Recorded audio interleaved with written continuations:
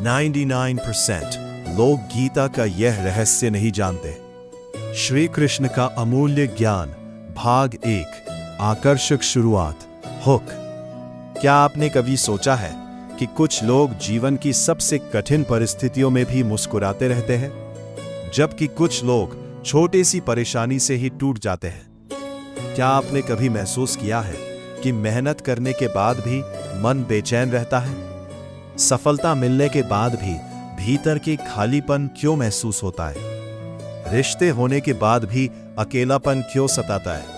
यदि आपके मन में कभी ऐसे प्रश्न आए हैं, तो आज की यह वीडियो आपके जीवन की सबसे महत्वपूर्ण वीडियो साबित हो सकती है, क्योंकि आज हम श्रीमद् भगवद गीता का वह अमूल्य रहस्य जानेंगे जिसे बहुत कम लोग समझ पाते हैं। यह केवल एक धार्मिक ग्रंथ नहीं है, बल्कि जीवन जीने की सर्वोत्तम कला है। जब महाभारत के युद्ध में अर्जुन अपने ही परिवार, गुरु और मित्रों को सामने देखकर निराश हो गए, तब भगवान श्री कृष्ण ने जो दिव्य ज्ञान दिया, वही आज करोड़ों लोगों के लिए जीवन का मार्गदर्शक बन चुका है।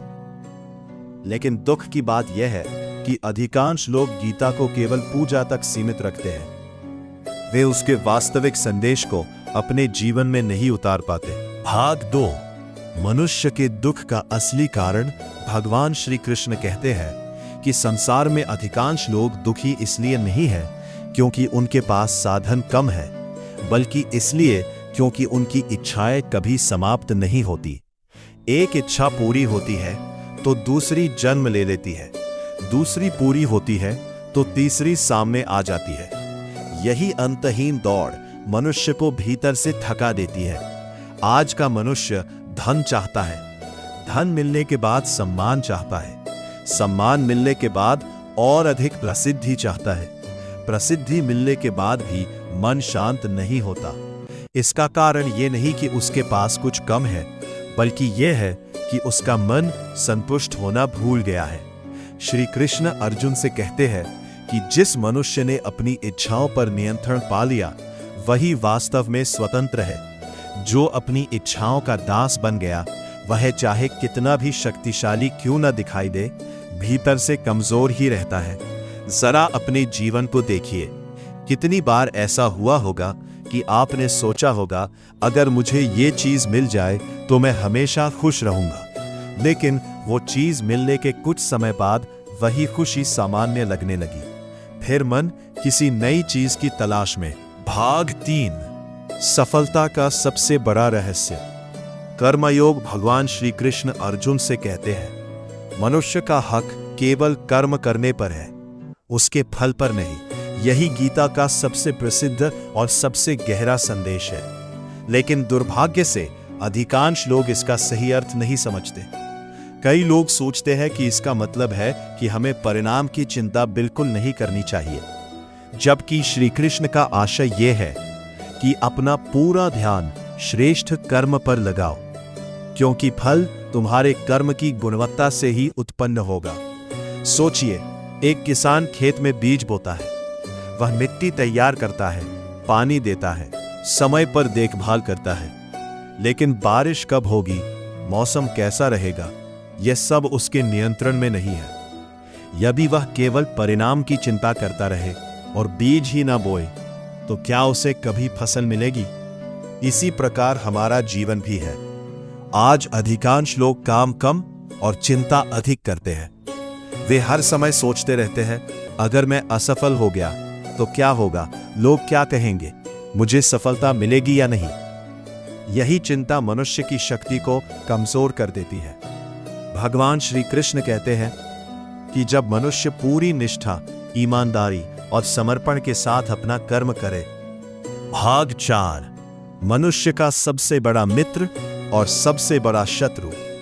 भगवान श्री कृष्ण कहते हैं कि इस संसार में यदि कोई तुम्हें सबसे ऊंचा उठा सकता है, तो वो तुम्हारा अपना मन है, और यदि कोई तुम्हें सबसे गहरे अंधकार में धकेल सकता है, तो वो भी तुम्हारा अपना मन ही है। आज का मनुष्य बाहर के शत्रुओं से कम और अपने ही मन से अधिक हारता है। कभी मन कहता है तुम ये काम नहीं कर सकते, कभी कहता है लोग क्या कहेंगे, कभी कहता है कल से शुरू करेंगे। और इसी तरह एक एक दिन बीतता जाता है। धीरे धीरे सपने धुंधले पड़ने लगते हैं और आत्मविश्वास कम होने लगता है। श्री कृष्ण कहते हैं कि जो व्यक्ति अपने मन को अनुशासन में रखता है वही जीवन का सच्चा विजेता बनता है। मन को नियंत्रित करना आसान नहीं है, लेकिन असंभव भी नहीं। जिस प्रकार एक सारथी तेज दौड़ते घोड़ों को लगाम से नियंत्रित करता है, उसी प्रकार विवेक और आत्म संयम से मन को नियंत्रित किया जा सकता है। यदि मन को बिना नियंत्रण के छोड़ दिया जाए तो वो इच्छाओं, भय, क्रोध और मोह के पीछे भागता रहेगा। लेकिन यदि मन को सही दिशा दी जाए तो वही मन आपको सफलता, शांति और आनंद तक पहुंचाएगा। भाग 5, भय पर विजय। श्री कृष्ण का अमूल्य ज्ञान कहानी के रूप में। महाभारत का युद्ध आरंभ होने ही वाला था। दोनों सेनाएं आमने सामने खड़ी थी। शंख बज चुके थे। धरती योद्धाओं के कदमों से कांप रही थी। अर्जुन ने जब अपने सामने भीष्म पितामह, गुरु द्रोणाचार्य, अपने भाई, मित्र और रिश्तेदारों को देखा तो उनके हाथ कांपने लगे। उनका गांडीव धनुष हाथ से ढीला पड़ गया। आंखों में आंसू भर आए और वे श्री कृष्ण से बोले, हे माधव, मैं यह युद्ध नहीं लड़ सकता। अपने ही लोगों का वध करके मुझे कोई सुख नहीं मिलेगा। श्री कृष्ण मुस्कुराए। उन्होंने अर्जुन की ओर प्रेम से देखा और कहा, अर्जुन, तुम्हें जिस बात का भय है वह केवल तुम्हारे मन की कल्पना है। तुम उस शरीर को अपना मान बैठे हो जो एक दिन नष्ट होना ही है। लेकिन आत्मा ना कभी जन्म लेती है और ना कभी मरती है। अर्जुन शांत होकर सुनने लगे। श्री कृष्ण बोले, जिस तरह मनुष्य पुराने वस्त्र त्याग कर नए वस्त्र धारण करता है, उसी तरह आत्मा पुराने शरीर को छोड़कर नया शरीर धारण करती है। इसलिए मृत्यु अंत नहीं, केवल एक परिवर्तन है। फिर श्री कृष्ण ने अर्जुन से पूछा, यदि एक युद्ध। भाग 6, गीता का सबसे बड़ा रहस्य। एक सतत कहानी। महाभारत का युद्ध शुरू होने से कुछ क्षण पहले पूरा कुरुक्षेत्र शांत था। लाखों योद्धा अपने अपने स्थान पर खड़े थे, लेकिन अर्जुन के मन में तूफान चल रहा था। उनके हाथ कांप रहे थे, आंखों से आंसू बह रहे थे और मन में एक ही प्रश्न था, क्या अपने ही लोगों के विरुद्ध युद्ध करना उचित है? श्री कृष्ण ने अर्जुन की ओर देखा और मुस्कुराते हुए कहा, अर्जुन, तुम्हारी आंखें केवल शरीर को देख रही है, इसलिए तुम्हारा मन भ्रम में है। यदि तुम सत्य को देखोगे तो तुम्हारा सारा भय समाप्त हो जाएगा। अर्जुन ने विनम्रता से पूछा, हे प्रभु, वो सत्य क्या है जिसे मैं नहीं देख पा रहा? श्री कृष्ण बोले, इस संसार में जो भी जन्म लेता है उसकी मृत्यु निश्चित है, और जो मृत्यु को प्राप्त होता है उसका पुनर्जन्म भी निश्चित है। इसलिए जिस परिवर्तन को तुम अंत समझ रहे हो वो केवल प्रकृति का नियम है। बुद्धिमान व्यक्ति उस पर शोक नहीं करता। अर्जुन ध्यान से सुनते रहे। श्री कृष्ण ने आगे कहा, तुम अपने जीवन में जो कुछ भी खोने से डरते हो वो वास्तव में कभी तुम्हारा था ही नहीं। भाग 7, श्री कृष्ण का अंतिम उपदेश। एक सतत कहानी। अर्जुन अब पहले जैसे नहीं रहे थे। उनके चेहरे पर भय की जगह आत्मविश्वास दिखाई दे रहा था।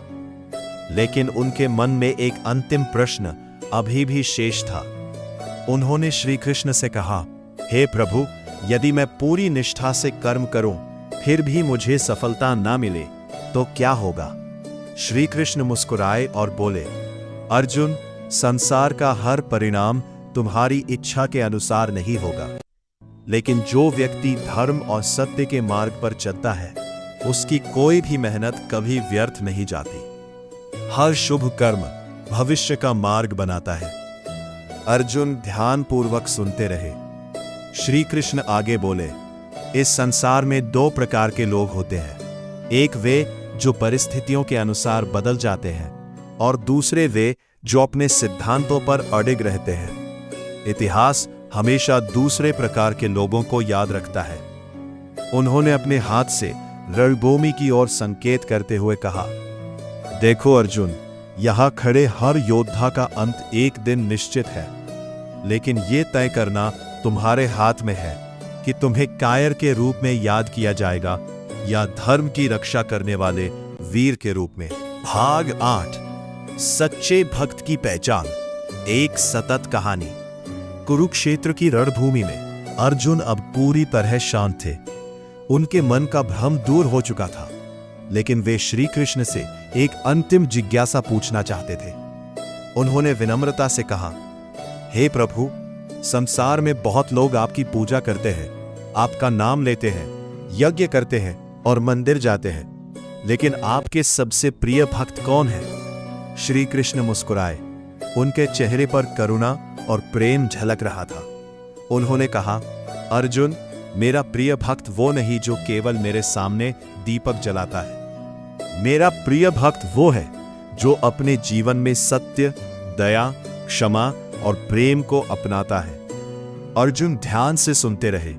श्री कृष्ण आगे बोले, जो किसी से द्वेष नहीं करता, जो सबके प्रति करुणा रखता है, जो अहंकार से दूर रहता है, जो सुख और दुख में समान रहता है, वही वास्तव में मेरा भक्त है। अर्जुन ने पूछा, हे प्रभु, क्या केवल भक्ति ही पर्याप्त है? श्री कृष्ण बोले, भक्ति का अर्थ केवल मेरा नाम लेना नहीं है। भक्ति का अर्थ है हर कर्म में ईमानदारी, हर संबंध में प्रेम और हर परिस्थिति में धैर्य। यदि कोई मनुष्य दूसरों से दया करता है तो वही सच्चा भक्त है। भाग 9, श्री कृष्ण का अंतिम रहस्य, एक सतत कहानी। कुरुक्षेत्र की रणभूमि में सूर्य धीरे धीरे ऊपर चढ़ रहा था। दोनों सेनाएं युद्ध आरंभ होने की प्रतीक्षा कर रही थीं। अर्जुन का मन अब शांत था, लेकिन वे श्री कृष्ण से एक अंतिम प्रश्न पूछना चाहते थे। उन्होंने विनम्रता से कहा, हे प्रभु, यदि जीवन में सब कुछ नश्वर है तो मनुष्य को सबसे अधिक किस पर विश्वास करना चाहिए? श्री कृष्ण ने मुस्कुराकर उत्तर दिया, अर्जुन, इस संसार में जो दिखाई देता है वह एक दिन समाप्त हो जाएगा। शरीर बदलेगा, धन बदल जाएगा, संबंध बदलेंगे और समय भी बदल जाएगा, लेकिन जो कभी नहीं बदलता वह है सत्य और आत्मा। इसलिए अपना विश्वास उस परम सत्य पर रखो जो सदा से है और सदा रहेगा। अर्जुन ध्यान से सुनते रहे। श्री कृष्ण आगे बोले, मनुष्य संसार में खाली हाथ आता है और खाली हाथ ही जाता है, फिर भी वह पूरे जीवन मेरा और तेरा के भ्रम में उलझा रहता है। यही मोह उसे दुख देता है। जब मनुष्य समझ जाता है कि वह केवल एक यात्री है, तब उसके मन से भय और अहंकार दोनों समाप्त हो जाते हैं। अर्जुन ने पूछा, हे प्रभु, तब सच्चा धन क्या है? भाग 10, गीता का अंतिम संदेश और जीवन का सार, समापन। कुरुक्षेत्र की रणभूमि में अब सब कुछ बदल चुका था। अर्जुन के मन से भय, मोह और भ्रम पूरी तरह समाप्त हो चुके थे। जिस योद्धा ने कुछ समय पहले अपना गांडीव नीचे रख दिया था, वही अर्जुन अब आत्मविश्वास के साथ धर्म की रक्षा के लिए तैयार खड़े थे। श्री कृष्ण ने अर्जुन की ओर देखा और शांत स्वर में कहा, अर्जुन, आज तुमने केवल युद्ध लड़ने का निर्णय नहीं लिया है, बल्कि अपने भीतर के अज्ञान पर विजय प्राप्त की है। यही मनुष्य की सबसे बड़ी जीत होती है। अर्जुन ने हाथ जोड़कर कहा, हे प्रभु, यदि आपने मुझे यह ज्ञान न दिया होता तो मैं जीवन भर भ्रम में भटकता रहता। अब मुझे समझ आ गया है कि मनुष्य का सबसे बड़ा शत्रु उसका अज्ञान है और सबसे बड़ा मित्र उसका जागृत विवेक। श्री कृष्ण मुस्कुराए और बोले, याद रखो अर्जुन, इस संसार में जो भी जन्म लेता है उसका अंत निश्चित है, इसलिए मृत्यु से मत डरो। जो सत्य और धर्म के मार्ग पर चलता है, उसका नाम और उसके कर्म सदैव जीवित रहते हैं। फिर उन्होंने आगे कहा, जब भी तुम्हारे जीवन में कठिन समय आए, जब तुम्हें लगे कि कोई तुम्हें